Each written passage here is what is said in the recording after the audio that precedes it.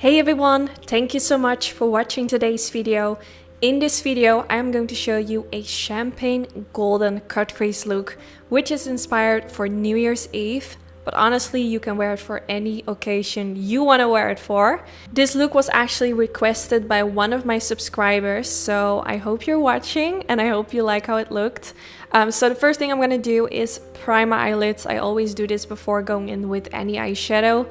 What this is going to do, it's going to remove the redness from the eyelid and it's going to make sure that my eyeshadow is going to stay flawless during the day. So I used a P84 brush from Sigma to apply this all over the eyelid, and then I went in with a eyeshadow guard. Now if you don't have those, you can also use some ordinary sticky tape, some regular sticky tape that you have at home. That will do the job as well. So I'm gonna play with this palette from the Balm Cosmetics, which is one of their newest palettes. I received it in the mail a few weeks ago. I wanted to play with some neutral shades, and this palette has neutral shades, so I thought, let me just use this palette since I haven't used it before. If you don't have this palette, there are a lot of palettes that kind of have the same shades. For example, the Jaclyn Hill and Morphe No. 1 palette. Just grab some similar shades if you don't have this particular palette. So I started with this kind of like orangey brown color, and I wanted to use this as my base color for the crease. So I blended this with a Sigma Beauty E40 brush, going from the inner corner to the outer corner and just sweeping my brush back and forth to make sure that this shade is everywhere. I went in a few times with this color to really build up the color payoff and to make it as dark as possible. And when I was satisfied, I decided to go in with a darker shade. But first I really focused on making sure that this shade was as much blended into my crease area as possible.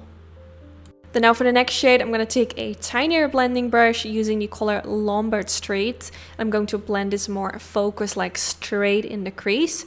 Using a tinier brush is obviously also gonna blend the eyeshadow in a smaller portion on the skin, so not like in a wider area, because the bigger the brush, the wider the eyeshadow is gonna spread on your eyelid. So the tinier it is, the more focused your application is gonna be. So I used a blending brush, so it's gonna be more like focused blending in a specific area. It's kind of hard for me to explain, but hopefully that makes sense. So now I'm going in with the color Silicon Valley.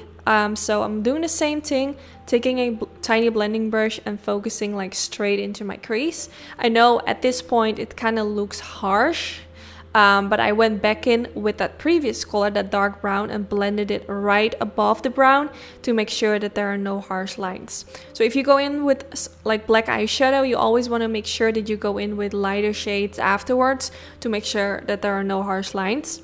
So now for the next step, to create that cut crease, I went in with some concealer and I used the MAC Cosmetics Paint Pot, not the Paint Pot, the Pro Longwear Concealer in the shade NC15. I have been using this concealer for years and years to create my cut creases. In my opinion, it's the best concealer to use for your cut crease because it has kind of like a more of a drier consistency, and this way the line in your crease is gonna stay as smooth as it is right now. You know, sometimes when you're using a concealer which is a bit more creamy, it's actually gonna transfer in your crease area. I don't know if you guys can hear it, but there's actually some firework in the background. I am currently filming and people are going crazy outside, so I am apologizing if you can hear some noise in the background. But I mean, this is a holiday eye look, so I think it's actually fitting with this makeup look. But yeah, like I said, the more creamy the concealer, the more faster it's able to crease and not gonna stay as flawless as it is once you applied it. So this is just a trick. So I went in with kind of like a shimmery champagne color, and this is actually a highlighter from the Balm Cosmetics in the color Mary Luminizer. I will make sure to put it in the description bar. I use this because it kind of has the same undertone as this glitter that I am going to apply from S Cosmetics. It's kind of like a champagne golden glitter. Now, if you don't have this glitter, let's say for example you're going in with a golden glitter, I would advise to go in with a golden shimmery eyeshadow underneath. If you go in with a blue glitter, go in with a blue shimmery eyeshadow underneath. The glitter is gonna look so much more prettier when you use a shimmery eyeshadow underneath. It's because when you apply glitter, there's always going to be some space in between the glitters. So you want to make sure that there's like a shimmery eyeshadow underneath. So this way, it's going to give the appearance that the glitter is kind of seamlessly blending into the eyeshadow. Just try it. Trust me, it's going to make a huge difference. It's just going to make the eyeshadow and the glitter look so pretty together. So I went in with a champagne golden kind of eyeshadow since it matches with the glitters, and I think it looks super pretty together. So now I went in with a gel eyeliner, and the one I used is from Maybelline. It's the Studio Gel Eyeliner. It's one of my favorite drugstore gel eyeliners. It works perfectly for me. I have been using it for a really long time now, and I would definitely recommend. Now, it is kind of hard to apply eyeliner on top of glitter because you can always see kind of like those chunks of the glitters kind of peeking through the eyeliner, which is not going to make the eyeliner look super smooth and nicely applied. I have a video where I go really in depth and show some tips and tricks on how to prevent this and how to make your eyeliner look as pretty as possible on top of glitter. I will make sure to put that link in the description bar in case you want to know a little bit more about that. But what I always do is I first use a gel eyeliner, and I'm not really focused on that it looks really smooth because it actually does not look really smooth at this point. Then after applying gel eyeliner, I go in with a liquid liner. Today I use the Swing liquid liner from the Balm Cosmetics, and I apply it on top of the gel eyeliner, and I always use quite a thick coat. This is gonna kind of give the illusion that your eyeliner is a lot more black.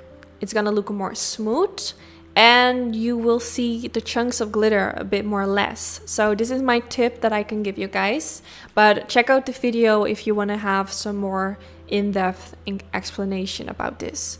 So now I went in with a pencil in the waterline. I used one from Rimmel London, which was suggested by one of my subscribers in the comment section. So I bought it and I really like it. So it's a black pencil.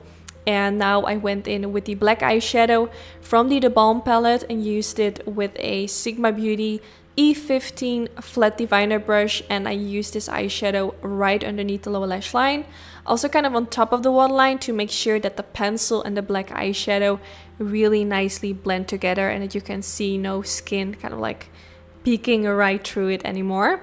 Now going in with the color Lombard Street, mixing it with the shade Napa, same shades as I used in the crease area earlier. So I used the same colors as I used in the crease to also blend those underneath the lower lash line, so everything kind of complements each other. If you want to give this eye look a different twist, you can also use blue eyeshadow, green eyeshadow, or purple for the lower lash line to kind of give it that different twist if you are into that. I wanted to keep it more simple, so I think maybe people that like neutrals are feeling more safe to recreate this, because when I use color, people are always a little bit afraid. But if you recreate this and you want to add some color, you can use a color underneath the lower lash line to give it a different twist. Now for my mascara, I used a new mascara that I received from Lancome. Now I think Lancome has such amazing mascaras. I've never actually tried a mascara from their brand that I didn't like. This is their newest one. The applicator is a little bit big for the lower lash line, but I really liked it. I also used it the day after filming this video, using only mascara on my eyes, and it made my lashes look really long. So far I'm really impressed. I applied some fake lashes. I used lashes from my own lash company in the style Sassy, which are quite dramatic, but I think they're actually perfect for today's eye look. And yeah, this is the end result. I really hope you all liked it. I hope you liked the end result. Give this video a thumbs up if you enjoy watching. This is really helpful for my YouTube channel. I really appreciate it. And yeah, let me know if you're gonna try out this eye look for New Year's Eve or for any other occasion. Don't forget to tag me if you do recreate it. I would love to see it on Instagram. I have all my information on my social media accounts in the description bar. And yeah, thank you so much for watching, and hopefully I will see you all in the next video. Bye guys!